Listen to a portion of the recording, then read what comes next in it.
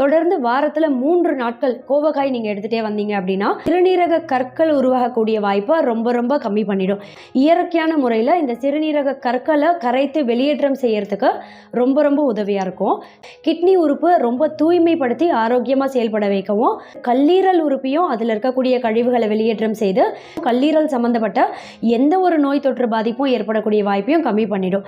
இதில் நார் சத்து அதிக அளவில் இருக்குது அப்படின்ற காரணத்தினால செரிமானம் சம்பந்தப்பட்ட எந்த ஒரு பிரச்சனையும் ஏற்படக்கூடிய வாய்ப்பை கம்மி பண்ணும். ரொம்ப குறிப்பாக பார்த்தீங்கன்னா கேஸ்ட்ரைட்டிஸ், அஜீரணம், இல்லைனா ஒரு சிலருக்கு வயிறு பகுதியில் எரிச்சல் அதிகமாக இருக்கும் இல்லையா, இதெல்லாத்தையும் கம்மி பண்ணிடும். மலச்சிக்கல் பிரச்சனை இருக்குது அப்படின்னா அதிலிருந்து வெளிவரத்துக்கும், உடல் எடை எப்போவுமே அதிகமாகாமல் ஆரோக்கியமான முறையில் பராமரிக்கிறதுக்கும் இந்த நார் சத்து ரொம்பவே உதவியாக இருக்கும். நீங்கள் டயட் ஏதோ ஃபாலோ பண்ணுறீங்க அப்படின்னா கோவக்காய் தொடர்ந்து உங்கள் அன்றாட உணவில் சேர்த்துட்டே வந்தீங்க அப்படின்னாலும் உடல் எடை எப்போவுமே அதிகமாகாமல் பராமரிக்கிறதுக்கு ரொம்பவே உதவியாக இருக்கும்.